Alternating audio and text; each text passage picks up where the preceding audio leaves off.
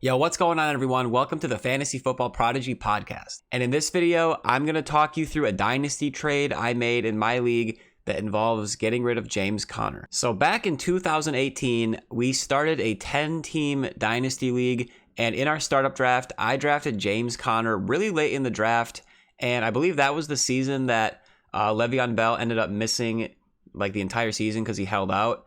And James Conner put together a really solid year, and he was looking like a really young, valuable asset to have. Here is his box score in our half PPR league, and as you can see, even in week one, like look at that score, 31.7 points. That's insane. And you can see he had a very, very, very great year. But unfortunately, the year is 2021 now, and things have changed for James Conner. No longer is he leading the backfield on the Pittsburgh Steelers. In fact, even last year when he was on the team and quote unquote healthy, as in on the field, he wasn't even seeing all of the touches that he was seeing previously as the lead running back in the backfield. Now, for those of you who know anything about James Conner, you know that that is likely because over the years, he has received numerous injuries. He has not been reliable at all for your fantasy team. He misses games, and he also leaves games early with an injury. So now here is his 2020 half PPR box score in the same league that I'm talking about here. And as you can see, he started the season well. You know, he had a couple 100-yard games there. The week one was, I don't know what was going on there. But after that, he had a couple good games. Week 6, he had a solid game and for fantasy. But honestly, as you can see, as the season continued on, you know, his touches went down. He had 9 carries in week 9, 10 in week 14. He missed games. Week 16, 5 carries. Week 17, 9 carries. So long story short, James Conner has a very, very troubled injury history, and he is no longer on the Pittsburgh Steelers. In this offseason, he signed with the Arizona Cardinals. He signed a 1-year contract, and he is going to be sharing the backfield in Arizona with Chase Edmonds. Last year, in 2020, the Arizona backfield was primarily Chase Edmonds with Kenyon Drake. So even though Kenyon Drake wasn't very efficient, he was pretty solid for fantasy. He felt like a bust because he was drafted so early. But if you would have drafted him a little bit later, he would have actually been a pretty valuable asset, particularly because of his ability to get into the end zone. Last year, Kenyon Drake had 239 attempts for 955 rushing yards. It's an average of 4 yards a carry. He had 25 receptions for 137 yards, but he had 10 rushing touchdowns, so that is huge. I expect Arizona's offense to be really good yet again, maybe even better, and I expect there to be a lot of scoring opportunities for the Cardinals this year because I think they're going to be, in the red zone, and once they get down there, you know who I think is going to get the ball a lot? I think it's going to be James Conner. So you might be wondering, wait, didn't you say you traded away James Conner? Yes, I did, and I'll tell you why. So over the years, I have been toying with trading away James Conner, but for some reason, the price was never good enough. Back when, he was pretty solid, like someone that people actually wanted on their team, I was like, oh, maybe I'll trade him for like a late first. Nah, I'll just keep James Conner. Then he goes out and he disappoints just because of his injuries. And then,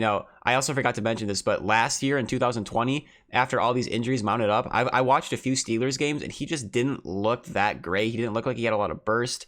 I'm not sure if this year, if that'll change, if he's healed up a little bit. But I got to say, last year, it looked like the injuries were taking a toll. But as I was saying, time kept moving on, and, I kept lowering the bar for what I wanted to get in a James Conner trade, but it was never good enough. And then in this offseason, once he did not re-sign with the Pittsburgh Steelers, his value was at an all-time low. But he signed with the Arizona Cardinals. He has a little bit of hype around his name, good offense. He might inherit the Kenyon Drake role. There's some question as to whether, what his workload split will be with Chase Edmonds. Will they give Chase Edmonds the majority of the reps, or will that belong to James Conner? Will it be a 50-50 split? There's a little bit of, stuff up in the air. But one thing I know about James Conner is I know his injury history, and I know he hasn't looked great in, recent memory. So I thought this might be a good time to capitalize on the little value that he just gained. So it is currently May 24th, 2021 as I'm recording this. And this trade I'm going to talk about actually happened on May 11th, 2021. And it was proposed to me. I didn't send out any offers. I trade away James Conner to one team, and that team sends me back in return James Robinson and a 2022 fourth round rookie pick. So I thought about it, and I do think James Conner will have some good value this year as long as he can stay healthy, but let's be honest, he hasn't shown the ability to stay healthy. He just turned 26 years old. Running backs don't stay in the league that long, so even if he is somehow able to stay healthy and put together a good year, what's going to happen after this season. He's on a 1-year contract. Will the Cardinals re-sign him? I don't expect him to get, a long-term deal anywhere, maybe a 1, max 2-year contract somewhere, if that. And after this year, his birthday's in May. He just turned 26, so he'll be 27 next year. And that's getting pretty old for a running back, especially an injury-prone one. But like I said, he might have good value this year. But then let's shift the conversation over to James Robinson. He was an absolute stud last year in 2020. He led a lot of people to fantasy football championships because no one expected him to do what he did. So James Robinson was an undrafted rookie for the Jacksonville Jaguars last year. And I'm just using Fantasy Pros here to show you the fantasy impact he had as an undrafted rookie in 2020. In standard leagues, according to Fantasy Pros, he finished RB7 in 14 games played. He averaged 14.4 points. We'll go to half PPR. James Robinson, RB7, 14 games, 16.1 points. And then full PPR, RB7, 17.9 points a game. So he was an RB1 and a solid one at that. While the Jaguars as a team did not rush a lot in 2020, James Robinson got literally almost all of the backfield work, which is rare to see. So coming into 2021, there was some question as to where you should draft James Robinson. Is he a first rounder? What's going to happen in the rookie draft in the NFL? Is he going to fall? And what happened was Jacksonville took Travis Etienne, a running back out of Clemson, in the first round of the NFL draft. So needless to say, James Robinson, his value, it plummeted. And after the NFL draft, that is when this trade offer was sent to me. I get James Robinson and a 4th round rookie pick next year. And in return, I give up James Conner. So this trade was actually made before the comments came out from Jacksonville's head coach, Urban Meyer, that Travis Etienne, he was saying some weird stuff about how, he might be used as a receiver. He's going to be doing receiver work in camp.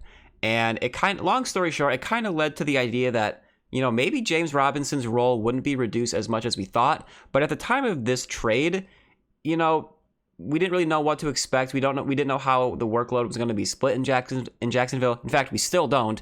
But my thinking process, before I even heard any of the news about Travis Etienne, working more as like a receiving option, and James Robinson, maybe getting some early down work at least at the beginning of the year. My thought process was that, let's just say James Conner has a good year this year.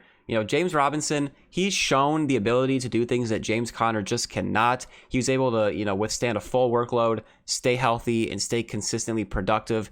And even though James Robinson's opportunity definitely took a hit with Etienne coming to town, let's not act like James Conner is the only running back in Arizona, because Travis Edmonds is also there and he's going to be taking in work. Plus Kyler Murray, once you get into the red zone, he's definitely going to be rushing in some touchdowns this year.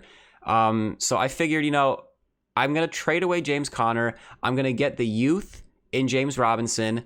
And in my opinion, the better player with a brighter long-term future in James Robinson. Now, would I be surprised if James Conner falls in the end zone a few times this year and has a better, more productive fantasy season than James Robinson? No, I wouldn't be surprised. But the difference is Robinson is 22 years old.